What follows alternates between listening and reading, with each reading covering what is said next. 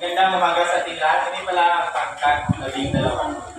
Bago muna yan, magkain na ay magpapakilala. Ako nga po pala ko Stephanie A. Doresa. Ako naman po si RV. Ang aming topic ko ay sining ng pagtatanong. Pero bago muna yan, ako muna ay may tatanong sa inyo. Jeda, hindi ka bang pumili ng numero 1 to 10? 4. 1, 2, 3, 4.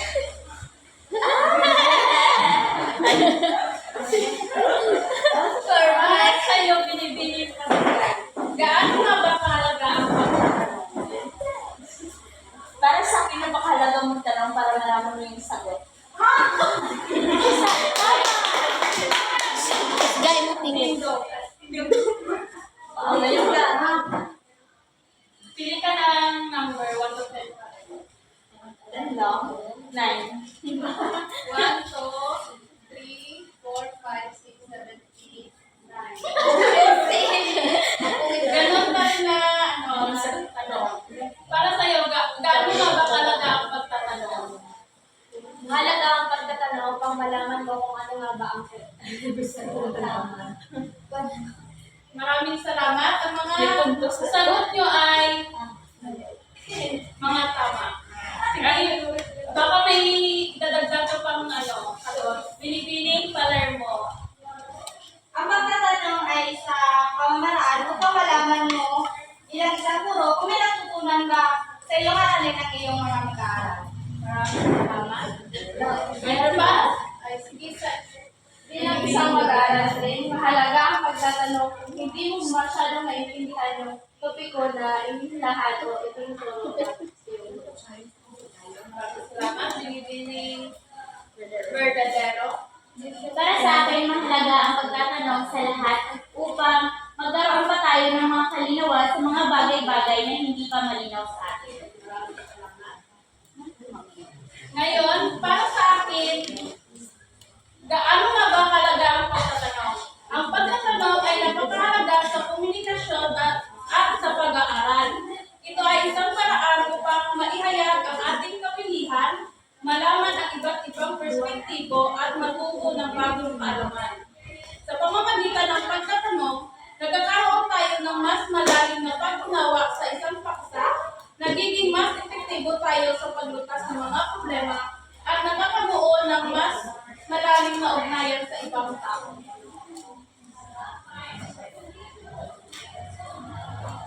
Ngayon, pwede niyo bang basahin ang layunin? Una, may paliwanag ang paraan ng masining na pagtatanong. Pangalawa, magkaroon ng pansariling kamalayan tungkol sa mga pamamaraan at estratehiya sa pagtatanong. Makilala ang kahalagahan ng mga kasanayan sa pag-iisip ayon sa inilahat ng taxonomy ni Bloom. Natugunan ng mahusay ang mga inihandang gawain. Ang pagtatanong, ito ay isang sining sapagkat naipapakita dito ng guro ang kanyang estratehiya kung paano niya magaganyak ang kanyang mga mag-aaral na lumahok o makibahagi sa isang talakayan. Katulad ng isang pagsusuri. Ito ay isang mabisang pagtataya sa mga kaalaman at kasanayang dapat matamo ng mga pag-aaral.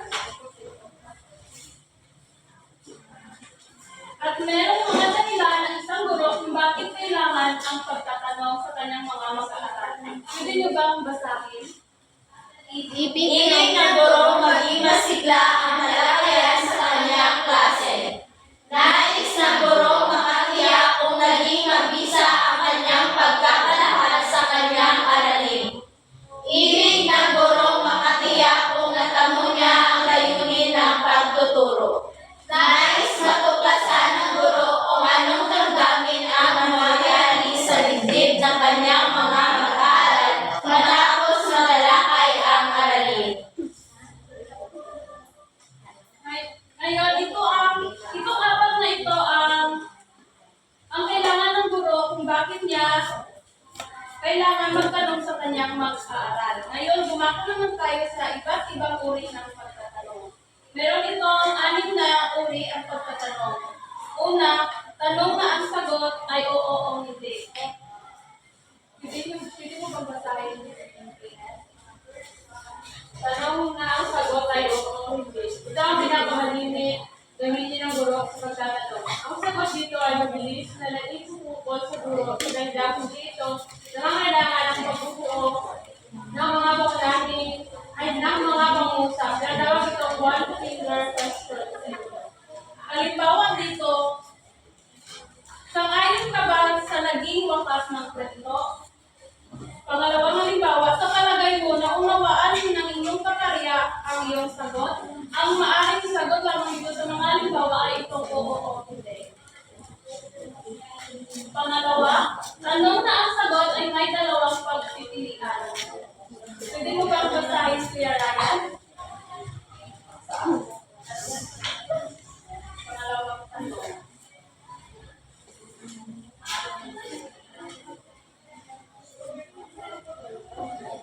Ang kasagutan sa katanungan ito ay malimit na magkasalungat. Kapunta lahat. Lahat. Ang mga mag-aaral ay mag-isip ng malalim at makatwiran upang may paliwanag o may depensa ang kanilang panig. Maaaring pangkatin ng guro ang kanyang klase at magkaroon ng isang ehersisyo kaya ng debate. Halimbawa naman dito sa tanong na ang sagot ay may dalawang pagpipilian. Makasining ba ang malaswa? Makasining ba o malaswa ang pelikulang light show? Pangalawang halimbawa, ano ang mas madaling aralin ngayong may pandemic? Online class o modular? Yun ang mga halimbawa ng tanong na may dalawang pagpipilian. Ngayon, lumabot na tayo sa pangkatlo. Tanong tungkol sa mga tao, bagay, lunan o pangyayari. Ang mga tanong ay nagsisimula sa sino, ano, alin, saan o kailan. Sa mga katanungang ito ay makakasa o magagamit ng mga mag-aaral ang kasanayang umunawa ng paksang tinalakay. Halimbawa dito,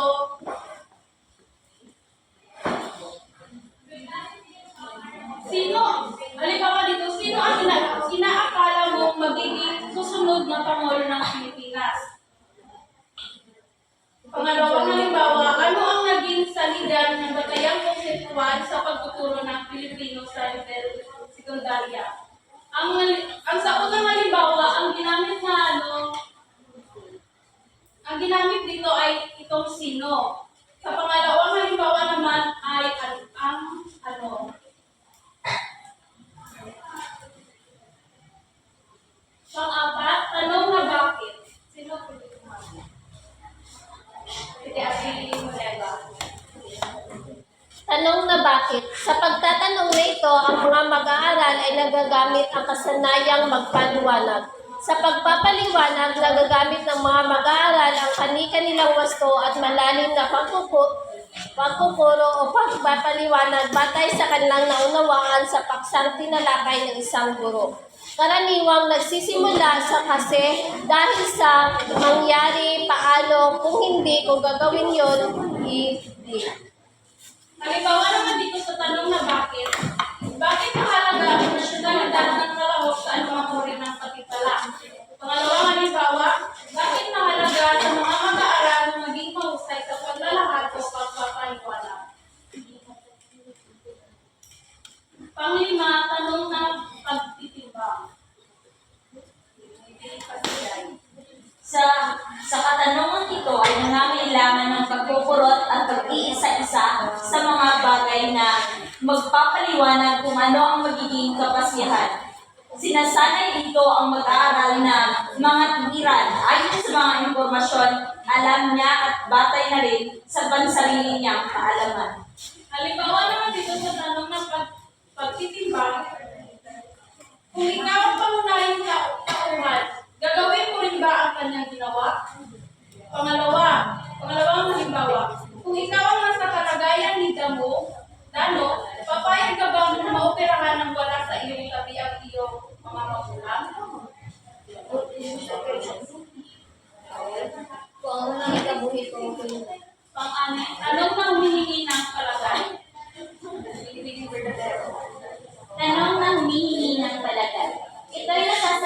pamamagitan ng pagbibigay ng puro-puro batay sa nakita, nabasa o naranasan ng sumasagot.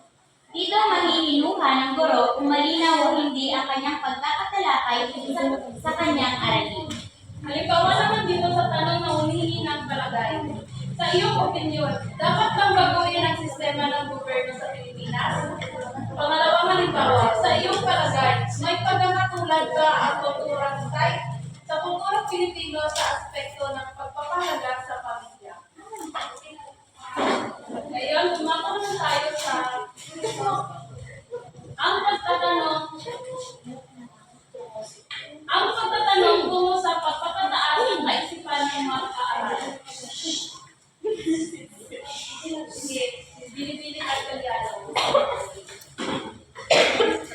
Sa pagtatanong ng guro ay nais lamang niyang matutukoy hindi lamang ang mga kaalamang natutunan ng kanyang mga mag-aaral, kundi maging ang mga kasanayan at kakayang pag-cognitive ng mga ito. Ayon kay Coronel Labing Siyam na po, mga salit na makakatukoy sa ipagkakatuto ng mga mag-aaral kung saan ay may malaking bahagi tungo sa ipagkatuto ng mga ito. At meron itong tatlo. Ang mga katangian ng mga mag-aaral, ang mga katangian at resources ng paaralan, at ang mga katangian at resources ng komunidad.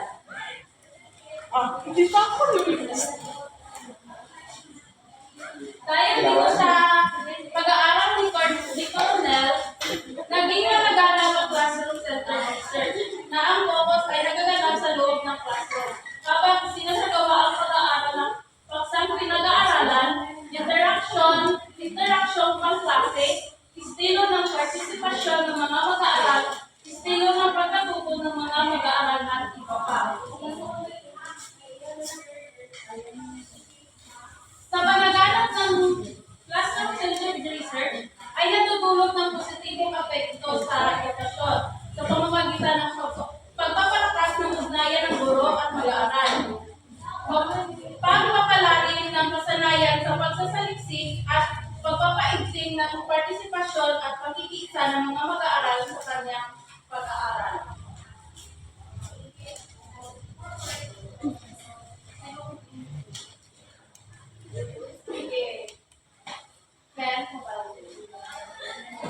Ang mga sumusunod naman, pagtatanong ay napatunayang may mababakantas sa pagkakasundo ng mga mag-aaral sapagkat layunin lamang ito na makapagpalabas o makapagbigay ng konsepto ang mga mag-aaral nila sa dati nilang natutunan. Una ay pang-memorya, restricted, cognitive pang-memorya, convergent, factual, at display. Sa mga uri ng banggit na ito, ang layunin lamang ay ang makapagpapalabas o makapagbigay ng isang konsepto mula sa dati na natutunan at ang kakayahang makapagbigay ng isang konsepto mula sa dati na natutunan at ang kakayahang makapagbigay ng ilang obserbasyon mula sa tuwirang nakita, narinig o nadama. Dito sa mababang antas, ang mababang antas ng pagtatanong ay ang mga tanong na hindi nangangailangan ng malalim na pag-iisip o kritikal na pagsusuri mula sa mga mag-aaral. Ito ay mahalaga rin na paunlarin ang kakayahan ng mag-aaral na magtanong ng mas malalim at matalim na mga katanungan upang mapalawak at mapatibay ang kanilang kaisipan.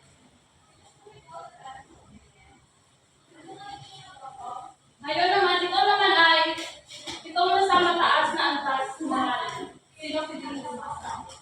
Pero mali.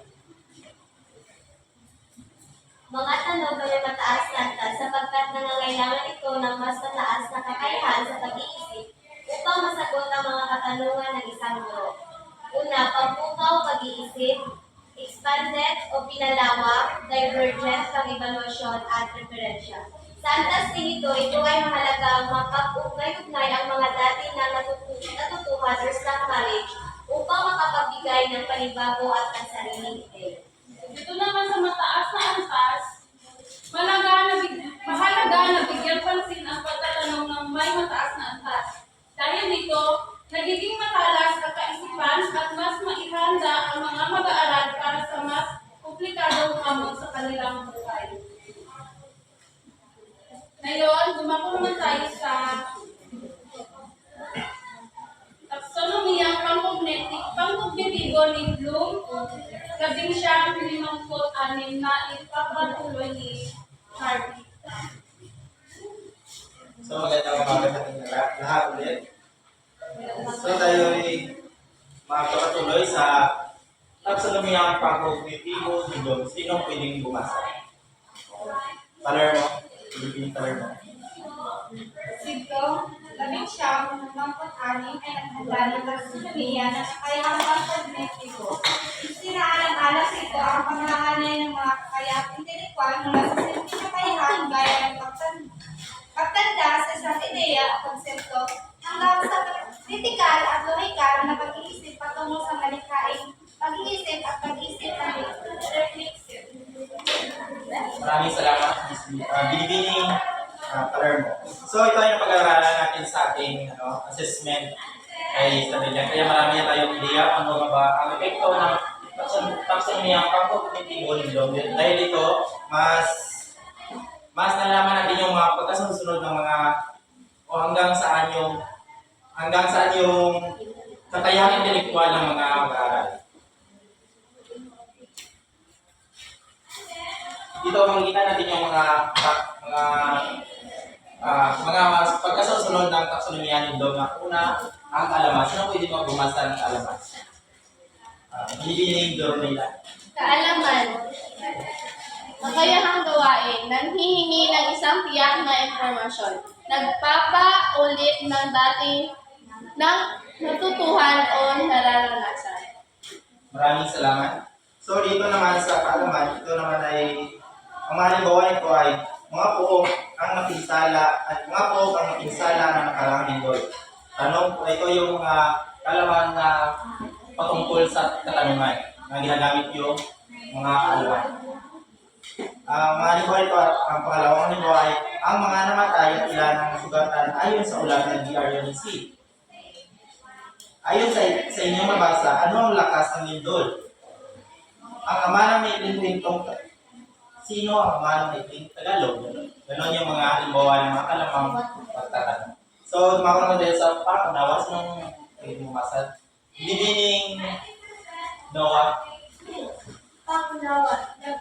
Nagpapabigay hanggang sa isang bagay na natutunan sa pamamagitan ng pagsasalin sa ibang forma o nilok, pagpapahayag sa sariling paraan o pananalita, pagbibigay ko hanggang sa nabasa o narinig, paghahambing. Dito naman sa pangunawa, dito ginagamit yung paghahambing. Paghahambing sa dalawang magkaiba na sitwasyon o sa pagtatanong. Ang mga nabawa ito ay, ano ang pagkakaiba ng pinsala sa Davao at Pinapawan, yung tungkol yun sa yung lindol. Sa dito, ipaliwanag mo kung paano nagaganap ang lindol. So, naghahambing ka ng dalawang senaryo. Kumbaga. So, dumarko naman tayo sa aplikasyon. Sino pwedeng bumasa? Binibining Padilla. Aplikasyon at pagpagamit ng natutuhang impormasyon. So, ayun. Aplikasyon. Mga halimbawa ng aplikasyon ay anong uri ng mga gusali ang dapat tayo sa mga ibabaw ng earthquake fault? Ganon. Kumbaga dito sa aplikasyon yung mga kung ano ba yung mga pwede natin i-apply, kumbaga yung gamitin natin sa isang sitwasyon. So, sa pang-apat ay ang pagsusuri. Sino pwede bumasa? Binibining kami niya. Pagsusuri. Nangangailangan ng kakayahan. Matukoy ang mga dahilan ng isang pangyayari. Masusuri ang mga impormasyon o gumagawa ng isang konklusyon o inferensya. Masuri ang isang konklusyon para makapagbigay ng ebidensya na umaayon o sumasalungat. So maraming salamat. So dito naman sa pagsusuri, dito sinusuri muna bago sinusuri ang isang tanong bago tayo magsagot ng patapos. Ang halimbawa nito, anong mga dahilan kung bakit hindi ka agad nasakluluhan ng mga napinsalang ng lingkod? Kumbaga, yun yung mga katanungan na sinusuri, bakit ganon ang nangyari. Kumbaga, isa pa ito, anong masasabi mo sa mga pamamaraan ng madayuhan sa pagsaklolo sa oras ng pangangailangan? So, ganon. Yung mga pagsusuri talaga kung bakit yung sinusuri talaga paano nasaklolo daw yung paano nasukluhan ng madayuhan ang mga nangailangan doon sa maganapan. So, dito naman tayo sa kalima, ang statistics. Sino pwedeng bumasa? Dito. Binibining Macario? Synthesis. Nangangailangan ng kakayahang gumawa ng orihinal at malikhaing pag-iisip sa pamamagitan ng pagbuo ng orihinal na komunikasyon o komposisyon, paggawa ng prediksyon, pagsagot sa mga suliranin na ginagamitan ng iba't ibang kaparaan. Maraming salamat. So, dito naman sa synthesis. Dito nangangailangan kayang gumawa ng orihinal o malikhaing pag-isip sa pamamagitan ng pagbuo ng mga orihinal na komposisyon. So, dito, mas pinipili yung nasa isip talaga natin yung mga, tayo yung gumagawa ng mga bagay-bagay o pagtatanong. Ang halimbawa dito ay, anong katangian ng mga Pilipino ang may pakita dahil sa pinsalang naganap? Sa mga pinsalang naganap, ipahayag ito sa pamagitan ng pagsulat ng tutorial. So, kumbaga dito, tinatanong tayo at binibigyan ng mas, kumbaga parang isay na rin siya yung pagtatanong dito sa synthesis kasi binibigyan tayo ng sitwasyon na tayo ay ipapahayag natin yung ating mga opinion. So, tumakan tayo sa pamuling parte ng ni Bloom's taxonomy. Yung evaluation. Sino po hindi bumasa? Yung tayo ba? Pwede bumasa. Evaluasyon, naghingi ng sariling puro-puro, pagpapahalaga o pagpapasya batay sa isang criteria o sukatan o pansariling sistema ng paniniwala o kahalagahan. Maraming salamat. So, dito naman sa evaluation. Ito na yung pamuling taxonomy ni Bloom, yung sa taas talaga yung sa evaluation. So dito ang halimbawa ng evaluation ay sa iyong palagay, makatulong ba ang babakuna sa pagbababa ng kaso ng COVID-19? Patunayan. So parang critical na talaga yung katanungan na para mas maalinaw kayong pag-isip ng mga mag-aaral kasi binibigay talaga sa kanila yung sitwasyon na nangyari na talaga sa ating lipunan na naging suliranin na binibigay. At binibigyan natin ito ng mga pagpapahayag kung ano ba yung sabi natin dito sa mga nangyari sa ating komunidad. So, yun yung mga parte ng taxonomy ni Bloom. Kasi napag-aralan dito marami na nito mga. So, lumapan naman tayo sa mga katangian ng mabuting tanong ayon kay Niels and Douglas. So, sino ang makapagbasa ng unang tanong? Binibining sa nasa. Ang pagsasaad ng tanong ay dapat maging malinaw. So, pwede ka ba magbigay ng ideya tungkol sa nasa? Yung pagsasaad ng tanong ay dapat kung magbigay ka ng tanong is dapat maintindihan agad ng tinatanong mo. Maraming salamat. Tama yun. So, dapat tayo kapag kayo nagtatanong kapag yung masyado talagang malinaw, yung hindi talaga mag-curious, kumbaga hindi talaga magdadalawang isip ng sagutin kagad ng mga ng tinatanong. So, mga malawang katanungan, sino pwede makapabasa? Miss Bilibini, Puerto, o yung masabi? Miss Bilibini, Puerto, Marasay. Ang tanong ay dapat angkop sa gulang ng bata at mga nakaraan nilang pagsasanay sa araling pinag-aaralan. Pwede mo ba magbigay ng diyan? So, dapat kung magtanong ay dapat angkop sa isa. Halimbawa, bata yung tinatanong mo, dapat yung itatanong mo ay angkop sa kanyang edad. Hindi yung tatanungin mo na yung mas mahirap pa sa matanda. So, maraming salamat. Yun nga, tama yun. Dito naman yung sa pangalawa, dito dapat nating magtanong sa mga bata yung na mas buti nating tanong yung na experience ko baga yung na ginawa na nila sa nakaraan nila, kumbaga, para masagot nila ng maayos. So, dumakan natin sa pangatlo, nung hindi makapabasa. Bibili ng Jera. dapat natiyak na ilalarawan ng tanong ang ipinagagawa sa itinatanong. Idea ka ba?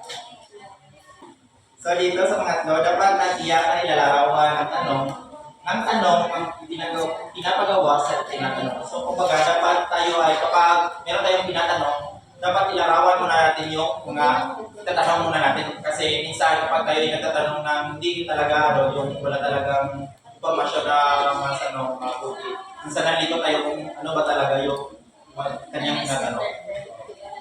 Kumbaga, sabi niya kasi meron talaga yung mga kapantay na mga tanong kasi kung wala talaga. So yun. So dito naman tayo sa mga apat kasi mabili mga pabasa. Bibining kilikita.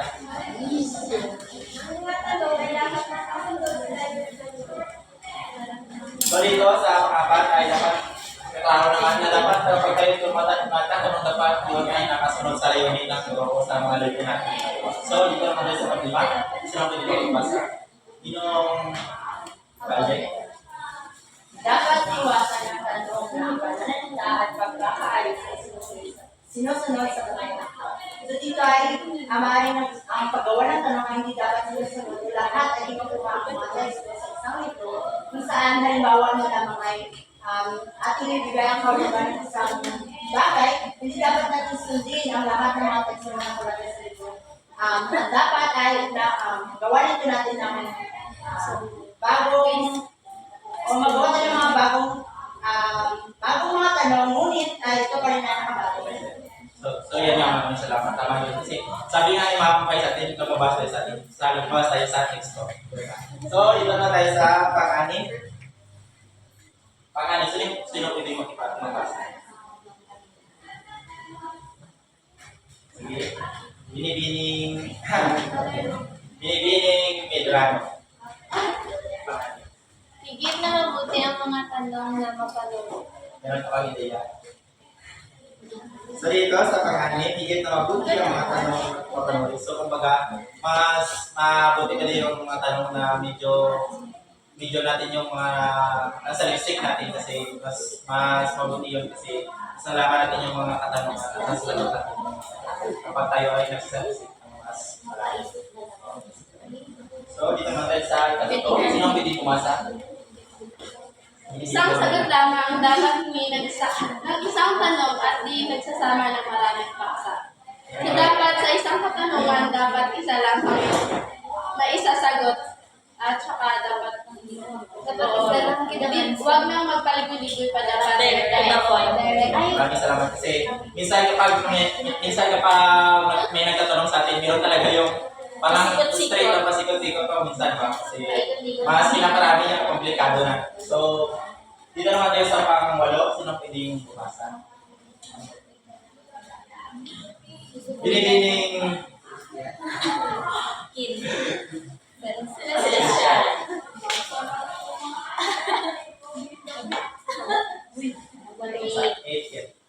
Mapanghabon ng isang mabuting tanong at hinihinging maghambing, magtaya at magbigay ng hinuha ang mga mag-aaral.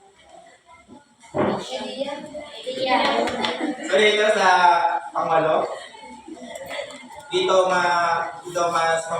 naman yung paghahambing, pinasok na yung paghahambing, magtaya, magbigay at hinuha ang mga mag-aaral. So dito na yung parang brainstorming talaga yung pagtatanong kasi pag dito na yung mas inahamon talaga yung mag-aaral na mag-isip talaga ng mas malalim kasi para masagot nila yung mga katanungan na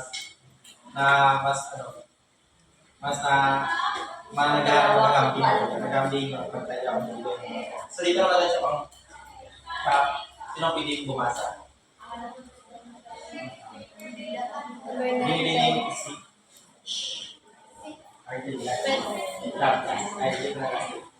Damihan kasi ito. Di dapat magkaroon ng tanong ng isang catch. Halimbawa, gaano kalayo ang tinatakbo ng isang runner nang tumatakbo ng isang mile race? So kasi naman natin yung tanong kasi medyo komplikado kasi gumamit siya ng Tagalog at sa sinalihan niya ng Ingles. Mahiling ang protocols.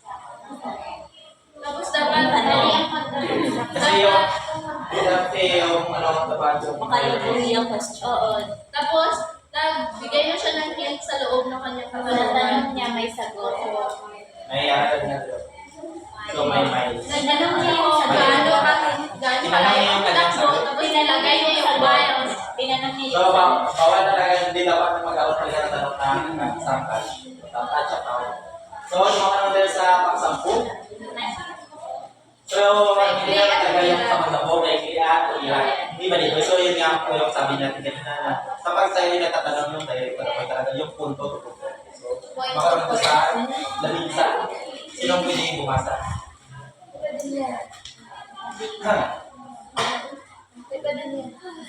Binibining Kadungon. Kadungon. Pinagsasirapan upang sinong hamunin ang kakayahan ng mag-aaral. Perfect. Ano ka ba na idea? So, dapat sa paggawa ng katanungan is dapat medyo mahirap din para malaman mo kung ano yung makayahan ng isang Maraming salamat. Yun nga, mas kapag tayo nagtatanong mga bigyan naman natin yung medyo mapaisip talaga yung mga kailangan natin. Masukat natin yung mga kaya ng pag-isip. So, naman tayo sa pang-labing dalawa. Binibining Aguilera, pwede yung mamasa yung labing dalawa. Hindi nasagot ng oo o hindi. Meron ka bang ideya kapag yan? So, dito sa hindi nasagot ng oo hindi. Yung dito talaga, yung mga katanungan na hindi na talaga masagot na oo hindi. Kumbaga, mas pinakalawak pa natin yung mga pag-sagot sa isang katanungan. Kaya kadalasan yung may mga sagot na may oo o hindi, pero ipapaliwanag ka. So, naman naman tayo sa pang-labing meron ka bang ideya? Kaya kung siya ma-part niya, pwede mo siya masira sa oo, pero hindi ko siya pwede masira sa hindi. Sabi nga dito, hindi nasagot na oo hindi. Kumbaga, hinihingi talaga yung opinion mo. Oo. Kumbaga, hindi lang oo pag Hindi rin siya hindi. Hindi siya pwede magpapaliwanag. May part na siya na wala ka siya answer, hindi ko siya pwede ma-answer. So, kung baka ma-answer, ano ko siya sa hindi, kaya dumaling kang yung mga sentence. Ay, dapat na. O yung yung parang sa umaga, yung sa kalagitnaan lang kumbaga, yung pwede siya oo, pwede rin siya hindi. sige, pwede. Accept na lang. So, let's move on. Dito ka na sa paglabing ako, sino pwede nyo magbasa? Bigus na. Binibining ni Guzman? Sila po nakalagay lang ng kakayahang magpapagtimbang may anak na. So dito naman nakakagit nyo, kanina kaya makapagtimbang-timbang. Yung kumbaga, iisip muna natin yung dalawang senaryo bago natin sabihin kasi kaya timbang-timbang natin kasi yung kaya na sinabi ni Kalay mo, kaya timbang talaga natin yung oo o yung So dito naman tayo sa panglabing apat. Sinong pwedeng bumasa ni Abilibini? Tama na 16 niya. May sapat na kalinawan at mayroon tamang isang pagkakas. Dahil alam mo sa pagkakas, tumanang ang itinatay. So maraming salamat. May sapat na kaliwan lamang sa pangkahulugan.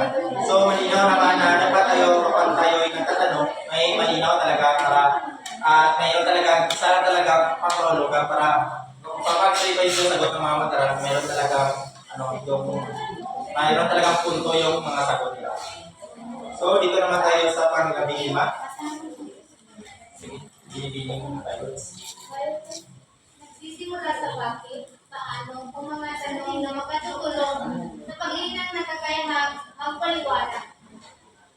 Magmatuwid, kung magbigay ng palagay o opinion.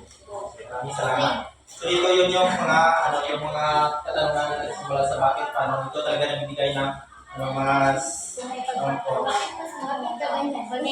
Diba, hindi mo ka maka-question sa ano ang simula na kailangan pa siya ipaliwanag. So, dapat bakit at paano. kasi dito mas na nagbibigay kasi yung nag-aaralatan ng mga talaga yung mas napakalawak talaga. Mas, so dito na tayo sa panghuli. Sa sa panglabing ano. So, binigyan ko ito sa iyo. Nangako po ako mag-iisip at makakagising sa kawidian. So, maraming salamat. So, dito sa panghuli, yung nakakapugaw ng pag-isipan na isin ng katulad. So, kumaga kapag minsan ka, mas may naman yung mga tanong na medyo mas talaga yung kasi sa mga mata ng mga kasi mas sila Nakakasagot. sa lahat na yung sama-sama talaga yung mga Ideya. ingat nyo sila at saka yung mas nag-exchange sila nagsabi sila ba na papalitan sila mga Yung mga ideya. parang debate na dito so yun yung mga kananian na tingnan ng pagtatanong. So dumako naman tayo sa dito na tayo. Ayun ka naman, Gregorio. Kaya ating magtanong mga mag-aral. May tatlo siyang mga dito kay Gregorio. Huwag pabayaang sumagot ng sabayan. Hindi dapat magay ito yung rules sa pagtatanong. Magsagot na lang. Ito magtatanong. Hindi dapat nakakahan ng mga mag-aral sa report board habang nag-class. So, kung meron din talaga mga guro na habang na tatanong, hindi na ano talaga. Hindi mo na natin na dapat kasi kapag ganyan tatanong mas mainam na pakinggan na natin yung mga bago tayo mabase sa bago natin ito yung sulat sa ito. So dito naman tayo sa mga uri ng antas ng pagtatanong. So ang una, mga tanong sa pag-unawang literal. So dito sa mga tanong, maintindihan naman natin kasi yung mga tanong talaga yung literal.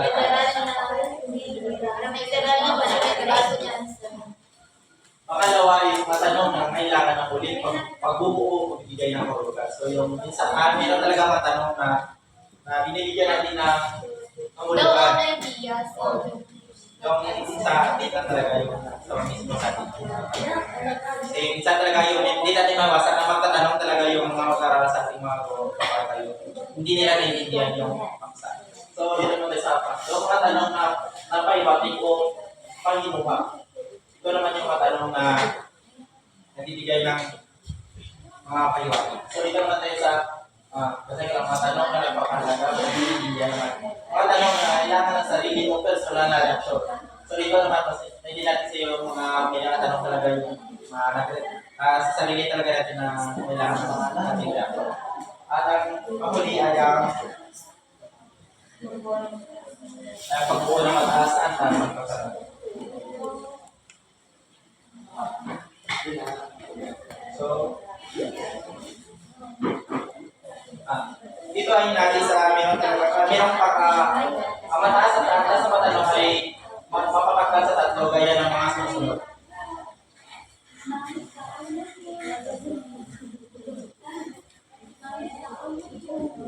Una ito ay natin sa tatlo.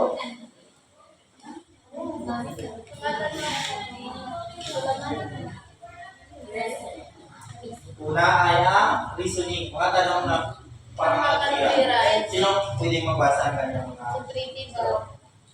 bibiling Mga tanong na pangangatwiran. Una, paghinuha. Pangalawa, pagbuo ng pag-ugnayan. Pangatlo, pagkilala ng mga elemento. Pangapat, pagbibigay kahulugan. Panglima, pagtukoy sa motibo at dahilan. Panganin, pagbuo ng paglalahad. Panghuli, pag-uugnay ng mga bahagi sa kabuuan. Maraming salamat. Yan yung mga kanyang mga nakapanood sa kanya. Ang halimbawa dito ay mga halimbawa tanong dito sa listening, aling mga kaganapan ito ang maaaring mangyari. Yun yung mga palawa. Ano ang ilan sa mga problema ang hinarap ni Maria?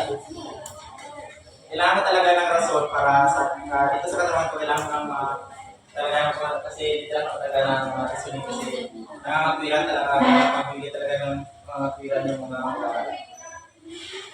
So, lumako naman tayo sa pangalawa.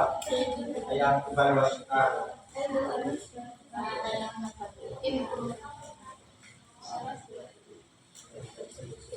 Sige. Dito naman tayo sa creative mga tanong ng paglilika. Sino pwede bumasa?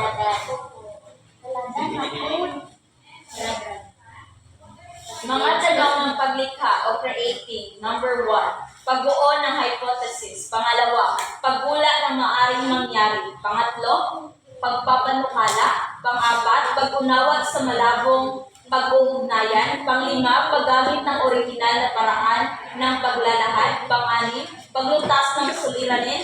Panghuli, pagbalangkas ng bagong puwaran.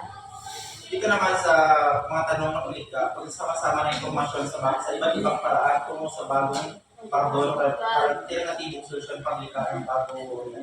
Dito na yung tingin sabi nga ni Ma'am ano yung mga original talaga nating mga gawa kasi dito nasa kita bibigyan na talaga. Ngayon ko dito ng mga tanong ay maaari ka bang magbigay ng posibleng solusyon sa yung mga katanungan na sa iyo talaga magagaling original na talagang opinion. So dito so tumaka naman tayo sa panghuli. Ay mga tanong sa pagpapahalaga o pag-ibig sa lahat ng side. Mga tanong sa pagpapahalaga, pagbibigay at nilay, pagdatahi tayo, pagpili ng tanungan sa pagpapahalaga, panindigan sa nabili, pagtataya sa solusyon, pagpapatibay ng ideya, pagsasabi ng ideya, pagbuo ng sarili, pagpapanita, batay sa sarili ng talaya. So maraming salamat. So dito naman sa mga tanong sa pagtataya, o evaluation, pagharap at pagtatanggol ng opinion sa paggawa ng pasya o hatol tungkol sa informasyon. Validity ng idea o kalidad ng gawa batay sa segment idea.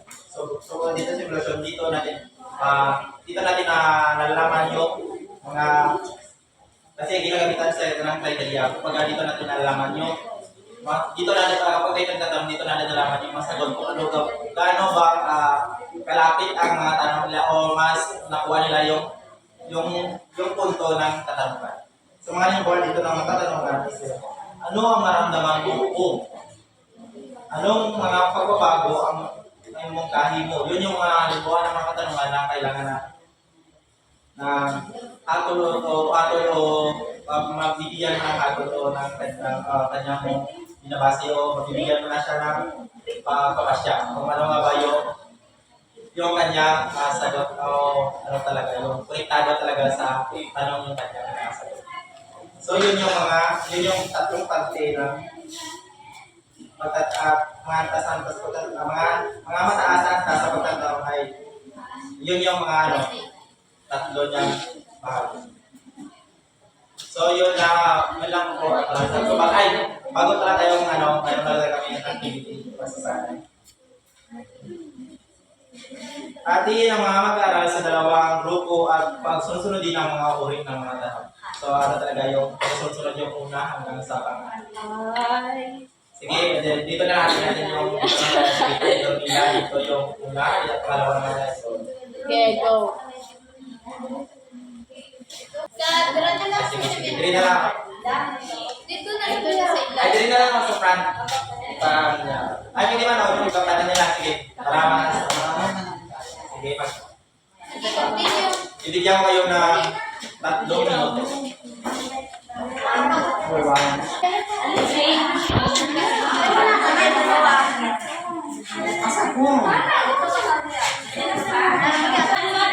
So, sige na. 10, 9,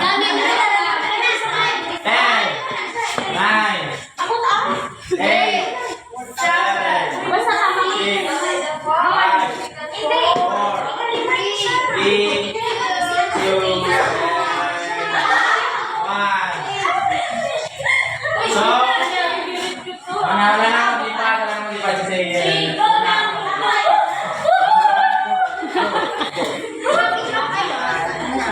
Mali.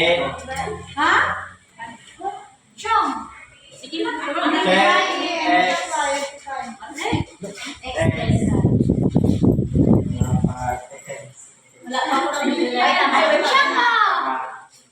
Shama. Yes! Sige na! 3. Go, Ito! Wait lang! Oy, dali mo!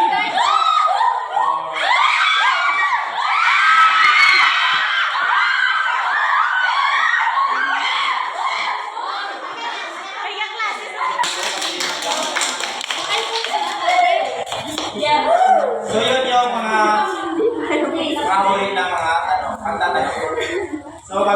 magkatapusan. Meron tayong kumuha kayo ng sangkapat na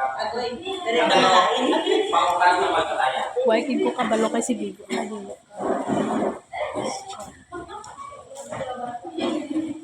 Meron ba itong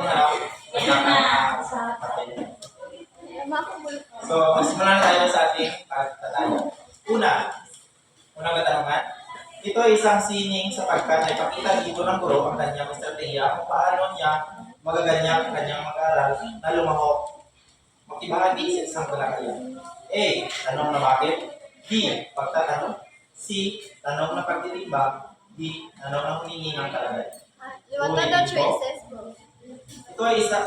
Ito ay isang sining sapagkat ay pakita dito ng guro ang kanyang estratehiya kung paano niya magaganyak ang kanyang mga mag-aaral na lumahok makibahagi sa isang talakayan. A. Tanong na bakit. B. Pagtatanong. C. Tanong na pagtitimbang. D. Tanong ng humingi ng kalagay. Pangalawa, sa pagtatanong na ito, nagagamit ng mga mag-aaral ang sanayang magpaliwanag. Ulitin ko. Sa pagtatanong na ito, nagagamit ng mga mag-aaral ang sanayang magpaliwanag. A. Tanong na bakit. B. Tanong na pagtitimbang. C. Pagtatanong. D. Tanong ng sagot ay oo o hindi. Ulitin ko ang thesis. A. Tanong na bakit. B. Tanong na pagtitimbang. C. Pagtatanong. D. Tanong ng sagot ay oo o hindi. Pangatlo, ito ay nangangailangan ng pagpupurot-purot, pag-isa-isa sa mga bagay na magpapaliwanag kung paano ang magiging pasya. Ulitin ko. Ito ay nangangailangan ng pagpupurot-purot, pag-isa-isa sa mga bagay na magpapaliwanag kung ano ang magiging pasya. A. Tanong na bakit. B. Tanong ng sagot ay oo o hindi. C. Pagtatanong. At D. Tanong na pagtitimbang. Pangapat, ito ay pinakalimit gamitin ng group. Tinatawag itong one finger question sa Ingles. Ulitin ko. Ito ay pinakamalimit gamitin ng group. Tinatawag itong one finger question sa Ingles. A. Tanong na ang sagot ay oo o hindi. B. Tanong na ang sagot ay may dalawang pagpipilian. C. Pagtatanong. At D. Tanong na bakit. Panglima, kung siya ay pumatay ng tao para maging masaya, gagawin mo rin ba ang ginawa niya? Ang tanong na ito ay halimbawa ng lang. Ulitin ko, kung siya ay pumatay ng tao para maging masaya, gagawin mo rin ba ang ginawa niya? Ang tanong na ito ay halimbawa ng lang. A. Pagtatanong. B. Tanong na bakit. C. Tanong na pagtitimbang. D. Tanong ng hindi ng talaga. Anim. Ito ay nanghihingi ng isang tiyak na impormasyon. Ulitin ko. Ito ay nanghihingi ng isang tiyak na impormasyon. A. Kaalaman. B. Pangunawa. C. Synthesis. D. Pagsusulit. Okay, ulit. A. Kaalaman. B. Pangunawa. C. Synthesis. D. Pagsusulit. Ito. Ang ito. Ang black ay nagpapagamit ng tatunang impormasyon upang malunasan ang isang suliranin. Ang black ay nagpapagamit ng tatunang impormasyon upang malunasan ang isang suliranin. A. Kaalaman. B. Pagsusuri. C. Aplikasyon. D. Synthesis. Ulitin ko. A. Kaalaman. B. Pagsusuri. C. Aplikasyon. D. Synthesis. Pangwalo. Ano ang gagawin mo kapag iniwan ka ng jowa mo? Ang tanong na ito ay sa iniwanan lang. Ulitin ko. Ano ang gagawin mo kapag iniwan ka ng jowa mo? Ang tanong na ito ay sa iniwanan lang. A. Synthesis.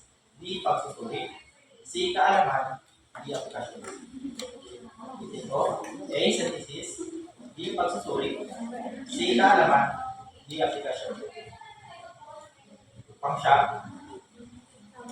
Paano natin mapapanatili ang kapayapaan sa ating bansa? Tatanong nito ay nagawa namin. Ulit ko. Ano ang gagawin mo kapag paano natin mapanatili ang kapayapaan sa ating bansa?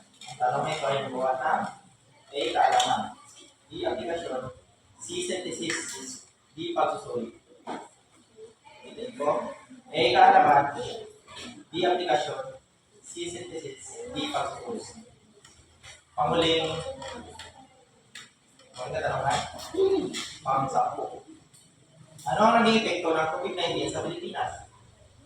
Ang tanong na ito ay katibuan na. A. Kaalaman. B. Pangunawa. C. Aplikasyon. D. Pagsusulit. Ulitin ko. A. Kaalaman. B. Pangunawa. C. Aplikasyon. C. Pagsusulit. D. Pagsusulit. Pangunawa. Pina. Tapos na. Palitan ng papel sa katabila.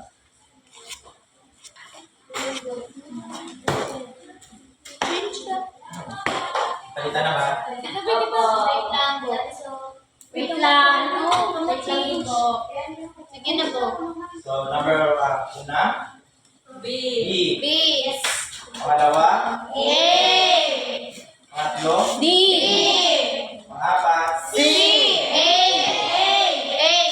panglima, C. C. C.